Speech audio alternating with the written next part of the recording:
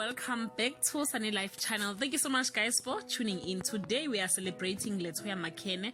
She was born 1984 September 7, and yes guys, she is turning 36 years old today, but everyone was like Haibu, they thought she was in her late 40s.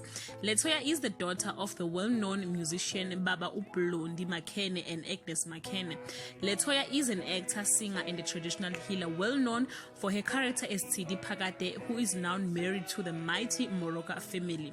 She started her music career at the age of 7. She used to sing with Brenda Fassie as a backup singer, and as she said, she will always be grateful to the late and famous Brenda Fassie.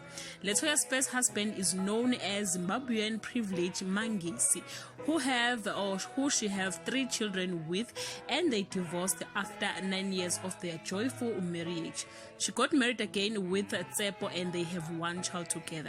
She later revealed something that shocked many people, that she is in a relationship with another woman and she is very happy.